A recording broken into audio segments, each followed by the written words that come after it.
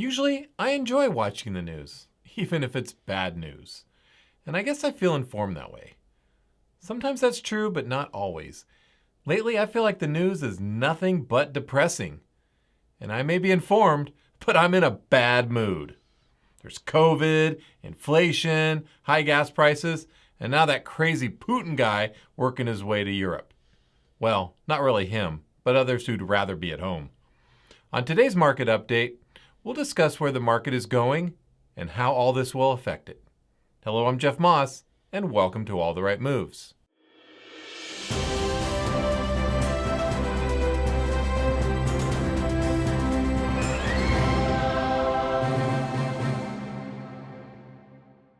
COVID is hopefully on its way to being behind us.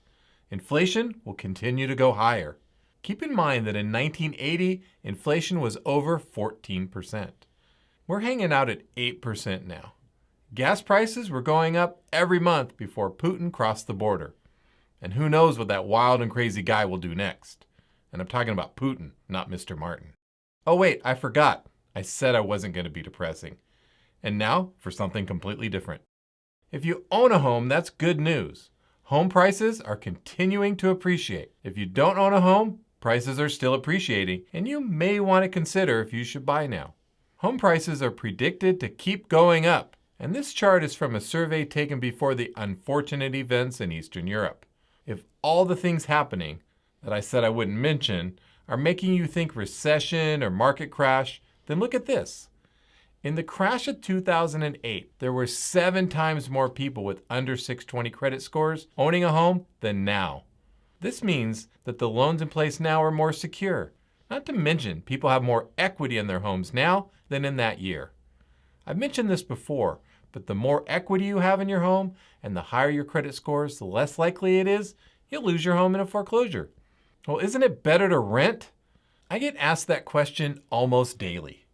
And I tell people to treat the home they live in as shelter, not an investment. Owning a home is almost a guarantee to have a higher net worth. Look at this for 2021. A homeowner had an average net worth of $292,000 more than someone who rented. That's a 40 times difference. If the value of homes go down, you'll still build wealth over time. However, you should look at the home as shelter. Analyze how much your rent will go up over the next 10 years. At what point will rent be higher than owning? If you own, your payment can go up slightly as taxes and insurance increase. It's much less than the cost of rent is going up. And once rent is equal to your payment, then you're ahead. Even before they're even, you're ahead. I've been asked the question, should I buy or wait for a crash for 5 years now? And have you seen a decrease? My clients have thousands, if not hundreds of thousands of dollars in equity because they compared future rent to owning. And you can't always hit the market at the bottom or avoid buying at the top. That's why you shouldn't worry about the price. The reason is you have to live somewhere, and there are many reasons to buy a home. And find the one that's best for you. My prediction is that if the Russian invasion persists, we will see increasing inflation. It may also bring stagflation. That's when people stop buying as much, but prices still go up. It's a counterintuitive notion we saw in the late 70s. There are many events of the last year that mirror the 70s. And if this happens, then we could still see home prices rise. That's due to low inventory and possibly low rates again. It won't be a crash like last time, and it won't be interest rates like in 1982. I disagreed with the experts when they said inflation was transitory. Inflation will continue. Let's look for the best and not panic. Remember, after the 70s, we had prosperity in the 80s. And on that better than ever note, that's it for our show. Thanks for watching.